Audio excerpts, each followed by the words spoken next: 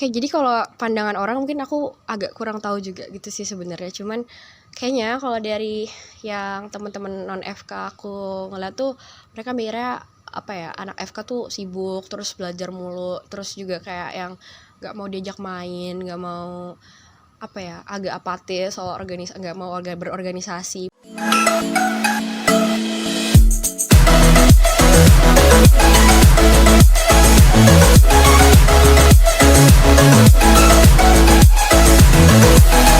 Halo semuanya, kenalin aku Sarah dari Fakultas Kedokteran Universitas Airlangga, jurusan Kedokteran angkatan 2021.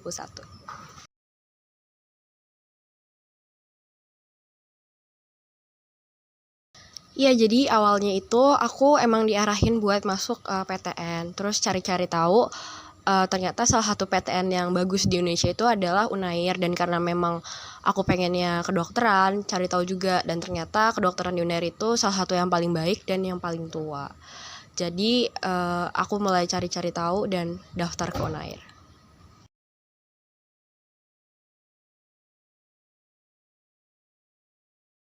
Iya, jadi kalau di Unair itu sebenarnya setahu aku ya sejauh ini tuh ada 3 jalur.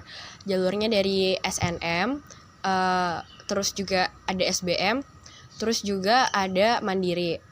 Nah, kalau mandirinya sendiri dibagi 2, jadi ada mandiri kemitraan sama mandiri tulis, dan aku itu mandiri tulis, jadi ujian.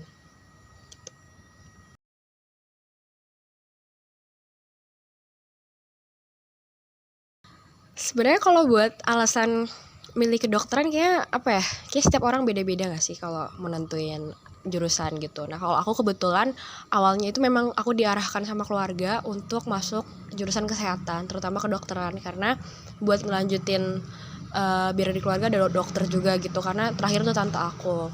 Tapi awalnya aku sangat gak mau gitu masuk jadi dokter, kayak I hated the idea gitu, karena aku pikir semua lingkunganku tuh menyuruh jadi dokter, terus kayak banyak banget yang mau jadi dokter, kayak nggak mau, aku pengen kerja yang lebih fun gitu, pengen kerja yang lebih menjanjikan. Nah, terus suatu hari aku waktu itu lagi kayak masa ujian, dan temanku tuh datang gitu ke aku, dia curhat sambil nangis gitu, kalau misalnya dia itu pengen ke psikolog, pengen ke psikiater, tapi orang tuanya itu nggak support, orang tuanya itu kayak nggak percaya gitu sama dia kalau dia butuh, they need help gitu.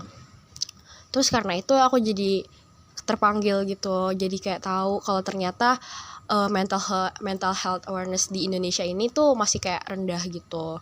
Dan aku jadi tahu ada suatu pekerjaan namanya psikiater atau dokter jiwa, yang ternyata di Indonesia itu tuh jumlahnya masih sangat sedikit, rasio per pasiennya itu tuh masih jauh gitu.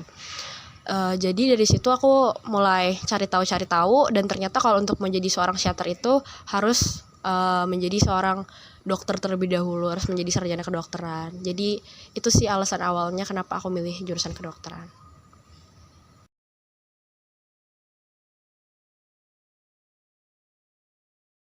Jadi jurusan kedokteran itu ya apa ya, jurusan yang mempelajari mengenai disiplin ilmu kedokteran gitu, dan belajarnya macam-macam, tapi intinya adalah kehidupan nantinya seorang dokter, gimana ke pasiennya juga, ya disiplin ilmu kedokteran sih bilangnya, itu mempersiapkan mahasiswanya itu untuk di bidang kesehatan, terutama menjadi seorang dokter.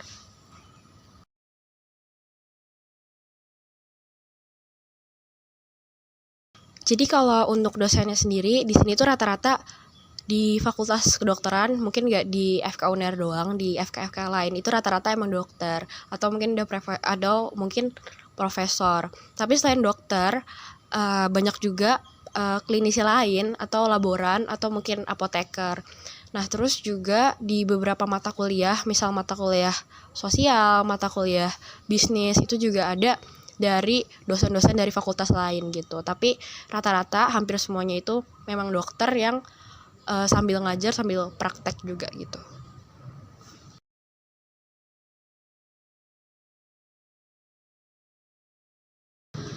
Sebenarnya nggak banyak, karena kalau di fakultas-fakultas lain mungkin apa ya, mereka kayak ngejualnya di sini dosennya muda-muda, di sini dosennya masih gaul-gaul gitu. Tapi kalau di kedokteran tuh sama dosen mudanya tuh sedikit, banyaknya memang dosen tua atau yang sudah lebih berpengalaman gitu, karena kan di dokter itu kan masa studinya lama ya, jadi biasanya yang masih muda itu juga masih sekolah juga gitu, biasanya masih PPDS atau apa. Jadi kalau ditanya banyak dosen muda atau enggak, sebenarnya enggak, dominan justru profesor-profesor yang sudah lebih senior gitu.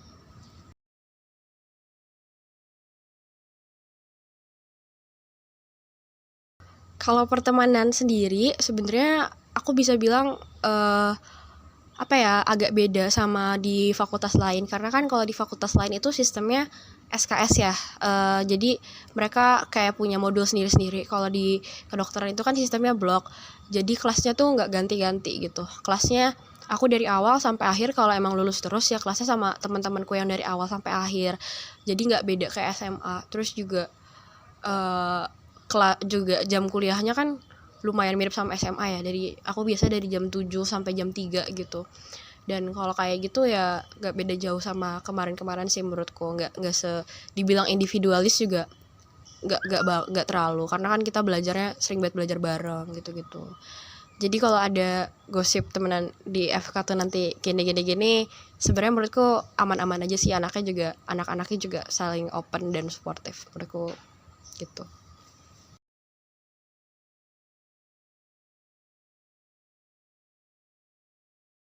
Di kedokteran itu bakal belajar disiplin-disiplin ilmu kedokteran, kayak misal anatomi, mata kuliah yang paling terkenalnya, terus juga histologi gitu-gitu. Tapi ada, selain belajar di kelas, kita juga ada belajar apa ya namanya tuh, tramed, keterampilan medis, buat persiapan ngomong ke pasien gimana gimana. Juga ada, kalau di FK UNER itu ada kunjungan rumah sakit, jadi kita kayak datang buat observasi ke rumah sakit gitu.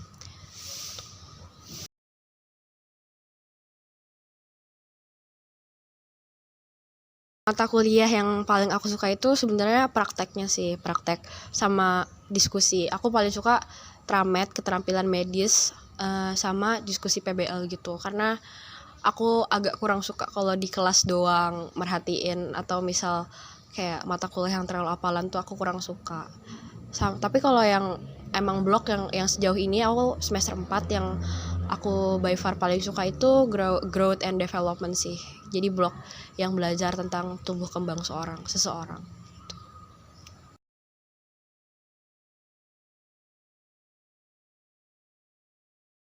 eh Mata kuliah yang paling sulit sebenarnya banyak ya, karena aku bukan tipe yang suka belajar banget gitu sebetulnya. Tapi kalau yang paling sulit sejauh ini yang hafalan banget sih, yang bener-bener nggak bisa dilogikain, kayak aku harus tahu dari awal sampai akhir. Sejauh ini menurutku yang paling sulit itu biokimia sama anatomi.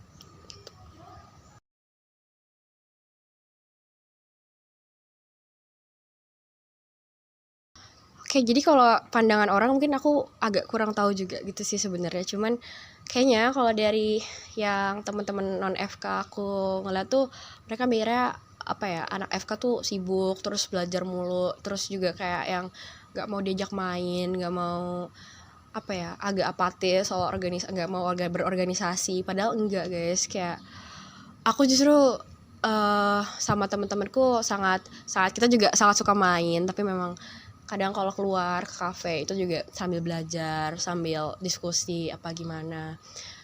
Terus juga kayaknya pandangannya anak-anak FK tuh semuanya pinter, semuanya jenius gitu, padahal enggak, kayak ada juga yang apa ya, yang kesusahan juga gitu. Cuman memang di sini kita dituntut buat belajar terus, jadi ya apa ya, lebih lebih lebih sering berlatih gitu aja sih. Kayaknya terus pandangan lain kayaknya dilihatnya anak FK tuh pasti apa ya, keluarganya dokter juga, padahal nggak semuanya. Aku juga orang tua aku dua-duanya nggak dokter, atau pandangannya tuh anak FK tuh apa ya, kayak borjuis gitu-gitu kan, juga ada ya yang mikirnya kayak gitu. Tapi ya sebenarnya menurutku semuanya balik lagi ke orangnya sih, balik lagi ke pribadi masing-masing. Di sini juga ada yang bukan dari keluarga yang mampu atau gimana, bukan yang mampu, tapi ada juga yang sederhana, tapi memang ada juga yang dari keluarga yang sangat mampu gitu. Jadi kayak latar belakangnya beda-beda sih, tapi balik lagi semua tergantung sama orangnya. Jadi mungkin kayak pandangan orang-orang ke anak kedokteran tuh beda-beda tergantung pribadi yang mereka lihat gitu sih.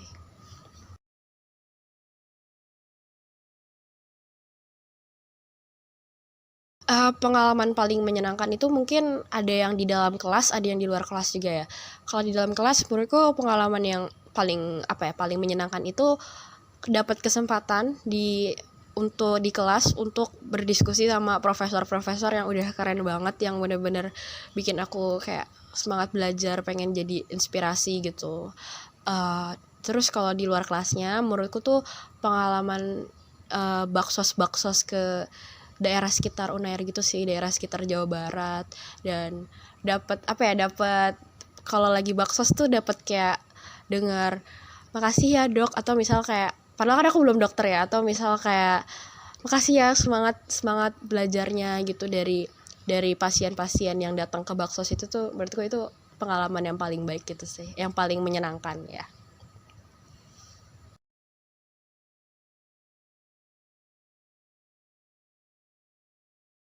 Yang paling nggak menyenangkan di sini adalah ujian. Tapi masalahnya ujian terus. Jadi kayak minimal tiap 1 bulan, kayak tiap 2 minggu atau 1 bulan tuh pasti ada ujian. Dan itu pengalaman tidak menyenangkannya. Ujian terus di sini tuh.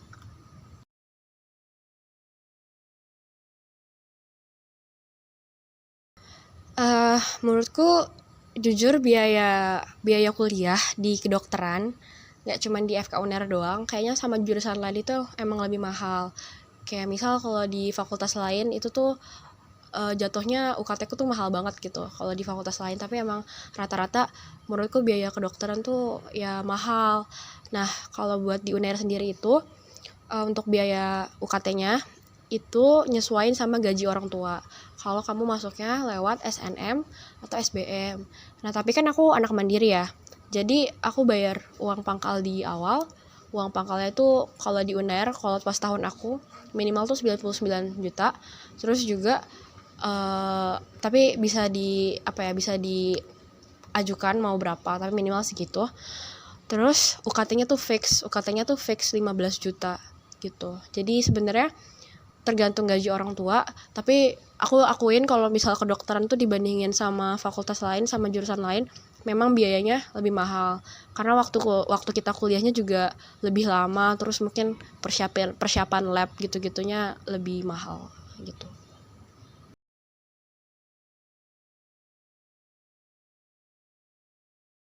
Kalau peluang karir, kayaknya semuanya di sini rata-rata ya hampir pengen jadi dokter juga gitu. Tapi sebenarnya kalau udah esket itu kan kita boleh bebas gitu loh. Maksudnya boleh boleh milih mau melanjutkan koas untuk pelatihan jadi dokter muda dan jadi dokter atau enggak. Karena kan udah sarjana, udah S1 kan, dan itu tuh selain jadi dokter itu sebenarnya juga ada beberapa orang yang setelah esket dia tidak memilih untuk tidak melanjutkan koas dan memilih misal bidang ilmu lain, misal jadi masuk ke FKM, masuk ke kesehatan masyarakat, jadi administrasi rumah sakit, atau ada juga, setauku juga ada orang-orang yang banting setir abis dapat gelar esket dia nggak lanjut koas, dia malah milih kerja kantoran. Itu semua pilihan karir masing-masing sih, tapi memang rata-rata ingin lanjut pendidikan klinik untuk menjadi seorang dokter gitu.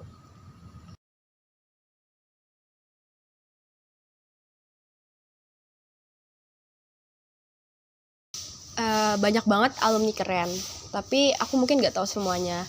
Cuman yang sejauh ini aku tahu, mungkin yang teman-teman tahu juga, ketua dari Ikatan Dokter Indonesia (IDI) yang menjabat sekarang itu alumni dari Fakultas Kedokteran Universitas Airlangga. Terus juga Direktur Utama RSDS yang menjabat sekarang itu juga dari lulusan kedokteran Airlangga. Tapi masih banyak banget sih alumni kerennya, aku mungkin nggak tahu.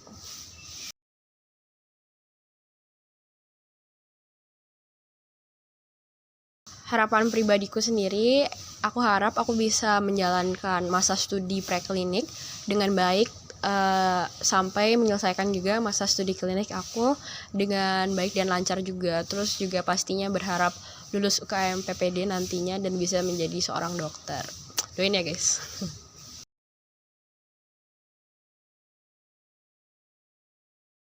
Gelarnya itu adalah SKED, jadi sarjana kedokteran. Nah, belum dokter ya guys. Jadi kalau mau jadi dokter abis SKED kita harus sekolah lagi koas namanya, sekolah klinik gitu.